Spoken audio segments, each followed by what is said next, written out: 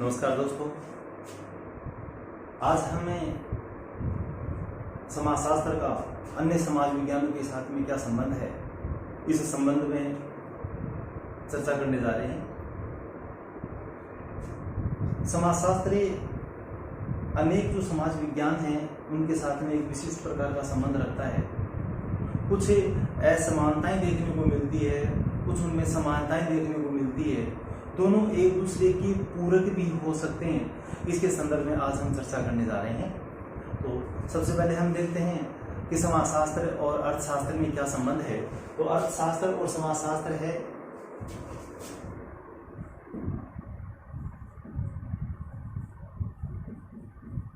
अर्थशास्त्र एवं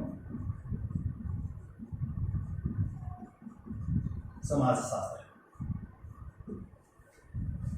देखिए, अर्थशास्त्र और समाजशास्त्र वो एक दूसरे से वैसे तो घनिष्ठ संबंध रखते हैं, लेकिन अगर सही रूप में देखा जाए तो अर्थशास्त्र जो है वो मुख्यतः आर्थिक व्यवहार का अध्ययन करता है।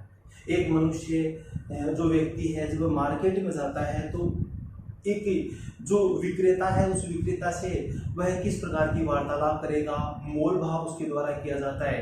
अर्थात वह कोशिश ये करता है कि उसके द्वारा कम से कम धन प्रदान किया जाए और अधिक से अधिक वस्तु वहां से प्रदान किया जाए। इस प्रकार का आर्थिक व्यवहार है वो व्यवहार व्यक्ति के द्वारा किया जाता है। वह वस्तुओं के एक उत्पादन, वितरण, उपभोग और विनय का अध्ययन इसके अंतर्गत किया जाता है। तो अर्थशास्त्र है मुख्यतः आर्थिक क्रियाओं से संबंधित है, जिसमें हम किस प्रकार से वस्तु का उत्पादन करते हैं। किसान है वस्तु का उत्पादन करता है, किस प्रकार से उसको तैयार करता है, किस प्रकार से वितरित करता है, किस प्रकार से उसको काम में लेता है, आवश्यकता पड़ने पर उसको एक्सचेंज भी किया जाता है। तो अर्थशास्त्र मुख्यतः आर्थिक व्यवहार का अध्ययन करता है। साथ में समाजशास्त्र को यदि हम देखें तो समाजशास्त्र है वो मनुष्य की सामाजिक क्रियाओं से संबंधित है, सामाजिक गतिविधियों एवं सामाजिक व्यवहारों से संबंधित है। इसमें व्यक्ति किस प्रकार से एक दूसरे व्यक्ति के साथ में सामाजिक संबंध स्थापित करता है, किस प्रकार से एक व्यक्ति दूसरे व्यक्ति के साथ में क्रिया करेगा। समाजशास्त्र में हम मुख्यतः परंपरा का अध्ययन करते हैं, हम रीति रिवाजों का अध्ययन करते हैं, हम रूढ़ियों का अध्ययन करते हैं, हम संस्था, संस्कृति, सामाजिक संबंधों का इसके अंतर्गत अध्ययन करते हैं, सामाजिक क्रिया का इसके अंतर्गत अध्ययन किया जाता है, प्रक्रियाओं का अध्ययन किया जाता है, सामाजिक प्रतिमानों, सामाजिक संरचनाओं, इन सब का अध्ययन हम समाजशास्त्र के अंतर्गत करते हैं। लेकिन अब ये देखिए कि दोनों में देखिए असमानताएं हैं। एक तो कि केवल मात्र आर्थिक क्रियाओं का अध्ययन करता है, दूसरा सामाजिक क्रियाओं का अध्ययन करता है। लेकिन दोनों को अगर हम सही रूप में देखें तो दोनों एक दूसरे के ऊपर निर्भर भी हैं।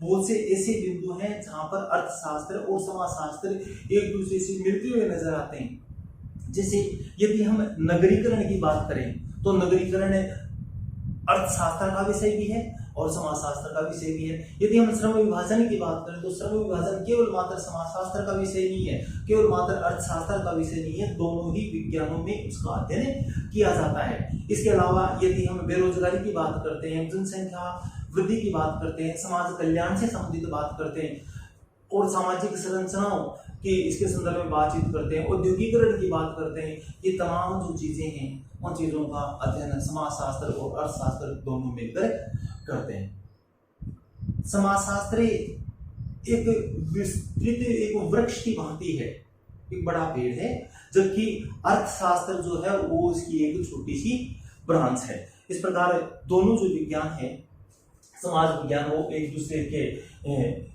पूरक भी माने जा सकते हैं। हालांकि दोनों अलग अलग अध्ययन करते हैं, लेकिन आगे जाकर कहीं ना कहीं दोनों में एक पूरकता नजर देखने को मिलती है कि एक के बिना दूसरे का अपना कोई अस्तित्व नहीं रहता है। दूसरा है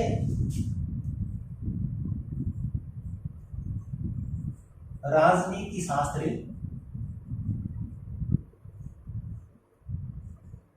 एवं समाजशास्त्र। वैसे तो अगर इन सब को देखें तो बिना समाजशास्त्र के कुछ भी नहीं है। राजनीति शास्त्र में मुख्यतः हमें राज्य जो है उस राज्य का अध्ययन करते हैं। राज्य से जुड़ी हुई सत्ता है, उसकी शक्ति है, कानून है, प्रशासन है, राजनीतिक संबंध है, राजनीतिक क्रियाएं हैं, इन सब का अध्ययन हम राजनीति विज्ञान के अंतर्गत करते हैं। समाजशास्त्र जो है, उस समाजशास्त्र में हम समाज के सभी पक्षों का अध्ययन करते हैं। उन सभी पक्षों में, चाहे वो उस जाति को हम लोग ले लें, चाहे वर्ग को ले लें, चाहे इसमें समूह को हम ले लें, सामाजिक संस्थाओं को ले लें, विवाह को ले लें, परिवार, सामाजिक संबंध, सामाजिक नियंत्रण, इन सब का अध्ययन इसके अंतर्गत किया जाता है। समाजशास्त्र अपने आप में एक संपूर्णता है और राजनीति शास्त्र उसका एक छोटा सा भाग है। लेकिन वर्तमान समय में हम लोग देख रहे हैं कि आज एक विषय है वो राजनीतिक समाजशास्त्र के रूप में भी चलता है, राजनीतिक समाजशास्त्र। तो राजनीतिक समाजशास्त्र में हम राजनीति शास्त्र और समाजशास्त्र इन दोनों को मिलाकर उनके तत्वों का अध्ययन करते हैं। तो दोनों एक दूसरे से भिन्नता रखते हैं, लेकिन अगर हम अंत में एक निर्भरता की बात करें तो दोनों एक दूसरे के पूरक हैं, एक के बिना दूसरे का अपना कोई अस्तित्व नहीं है। इसके अतिरिक्त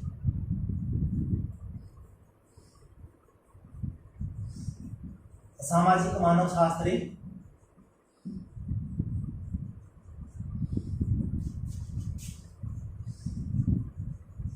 एवं समाजशास्त्र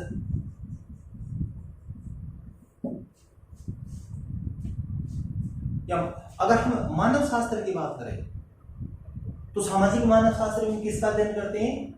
आदिम समाजों का अध्ययन करते हैं। आदिम पुरातन समाज, छोटे सरल समाज, जिन समाजों का अध्ययन है वो अध्ययन हम सामाजिक मानव शास्त्र के अंतर्गत करते हैं।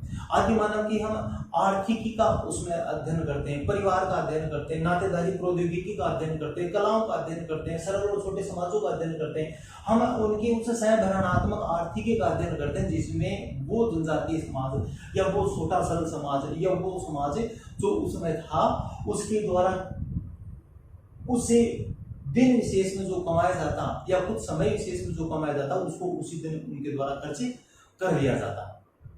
तो हम सामाजिक मानव शास्त्र में आदिम समाजों का अध्ययन करते हैं, हम पुरातन समाजों का अध्ययन इसके अंतर्गत करते हैं। समाजशास्त्र जो है वह समाजशास्त्र आधुनिक जटिल समाजों का अध्ययन करता है। इसमें इन जटिल समाजों में विवाह, परिवार, विवाह विच्छेद, वेश्यावृत्ति, अपराध, श्रमिक असंतोष आदि ऐसे अनेकों बिंदुओं का इसके अंतर्गत अध्ययन किया जाता है।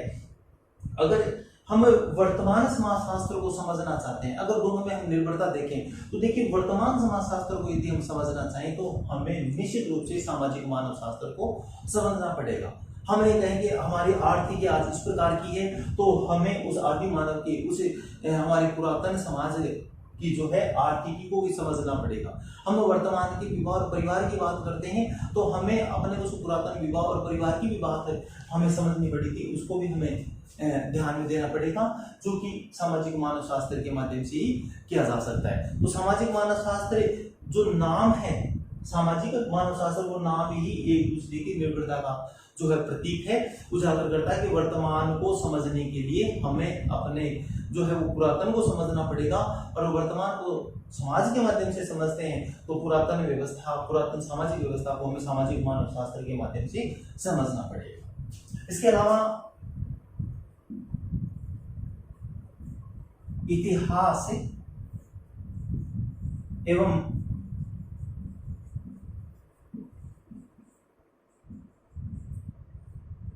समाजशास्त्र। इतिहास भूतकाल की जो विशिष्ट घटनाएं हैं, उन विशिष्ट घटनाओं, उनके मध्य कार्य कारण संबंध, उनका क्रमबद्ध और व्यवस्थित ढंग से अध्ययन करने का कार्य करता है। पहले किस प्रकार की क्या घटनाएं घटित हुई है, उन घटनाओं को व्यवस्थित और क्रमबद्ध रूप में आलेखित करने का कार्य तथा उसका अध्ययन करने का कार्य हम इतिहास के माध्यम से देखते हैं। हम यदि आज अपनी उन पुराने जो बड़े बड़े जो गढ़ वगैरह हैं या पुराने जो अपने को एक अपने जो पुरातत्व के माध्यम से कुछ जो वस्तुएं अपने को देखने को मिल रही है तो हम उसका अध्ययन इतिहास के माध्यम से करते हैं। लेकिन उसी समय के समाज को समझने के लिए, ठीक है, ये उस भौतिक ढांचे को या उस व्यवस्था को बताता है, लेकिन उस समाज को समझने के लिए हमें समाजशास्त्र का सहारा लेना पड़ेगा। तो भूतकाल की विशिष्ट घटनाओं का जो अध्ययन है वो अध्ययन हम समाज इतिहास के अंतर्गत करते हैं। और समाजशास्त्र जो है वो अतीत की पृष्ठभूमि में वर्तमान का विश्लेषण करता है और ऐतिहासिक सामग्री से वर्तमान को समझने का प्रयत्न करता है। यानी कि हम यदि वर्तमान को समझना चाहते हैं तो हमें ऐतिहासिक घटनाओं को भी ध्यान में रखना पड़ेगा। तो यहाँ दोनों ही जो ज्ञान है वो एक दूसरे से घनिष्ठ संबंध रखते हैं। इतना अवश्य है कि समाजशास्त्र है उसको हम विस्तृत रूप में मानते हैं, उसको एक जो बड़े पेड़ के रूप में मानते हैं, और हिस्ट्री है वो इसका छोटा सा एक पार्ट हो सकता है। इसके अलावा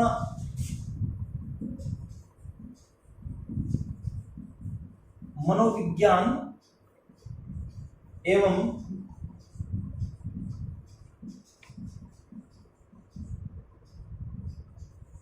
समाजशास्त्र, मनोविज्ञान एवं समाजशास्त्र भी एक दूसरे से घनिष्ठ संबंध रखते हैं। मनोविज्ञान जैसे कि नाम से स्पष्ट है, इसमें हमें मानव के जो मस्तिष्क है उसका अध्ययन करना होता है, या इसके माध्यम से इस मस्तिष्क को समझा जाता है, मानसिक क्रियाओं को समझा जाता है। यह है व्यक्ति की मनोस्थिति को जानने का प्रयत्न करता है, व्यक्ति के व्यक्तित्व जो कि उसके अंदर वो संवेग, भावनाएं, अभिप्रेरणा, प्रत्यक्ष ज्ञान, सीख आदि जो उसमें जागृत होती है, उन सब का अध्ययन हमें मनोविज्ञान के अंतर्गत देखने को मिलता है। व्यक्ति समाज से बहुत कुछ सीखता है, लेकिन उसकी जो सीख है, जैसे समाजीकरण है, समाजीकरण व्यक्ति का समाज में होता है, लेकिन होता मनोविज्ञान के माध्यम से ही है, क्योंकि व्यक्ति है वो व्यक्ति अपने मस्तिष्क के माध्यम से सामाजिक घटनाओं को आत्मसात करता है, कुछ समय पश्चात अपने आप को जब आवश्यकता पड़ती है तो उसी के अनुसार ढालने तथा जो प्रतिक्रिया करने का कार्य करेगा। मनोविज्ञान है, इस प्रकार मनोविज्ञान जो है वो व्यक्ति के जो है मस्तिष्क और उसकी मानसिक क्रियाओं या फिर मनोस्थिति को जानने का प्रयत्न करता है। समाजशास्त्र है वो सामाजिक क्रियाओं का अध्ययन करता है, कौन सी घटना किस रूप में घटित हुई है, एक व्यक्ति है वो व्यक्ति दूसरे व्यक्ति से किस प्रकार से क्रियाएं करता है, सामाजिक संबंधों का अध्ययन किया जाता है, अंतःक्रिया का अध्ययन किया जाता है, और संपूर्ण जीवन का अध्ययन समाजशास्त्र के अंतर्गत किया जाता है। लेकिन एक चीज देखिए कि दोनों एक दूसरे से घनिष्ठ संबंध रखते हैं, दोनों में एक दूसरे में जो दोनों विषय हैं वो कहीं पर जाकर एक भी होते हैं। जैसे अगर भीड़ है, भीड़ कौन से विषय की विषय वस्तु है, मनोविज्ञान की भी है और समाजशास्त्र की भी है। यहाँ पर मनोविज्ञान की इस रूप में है कि मानसिक रूप से वो एकत्रित होते हैं, उनको मोटिवेट किया जाता है, या स्वतः है उनमें इस प्रकार की भावना जागृत होती है कि वहां पर जाके वो इकट्ठे हो।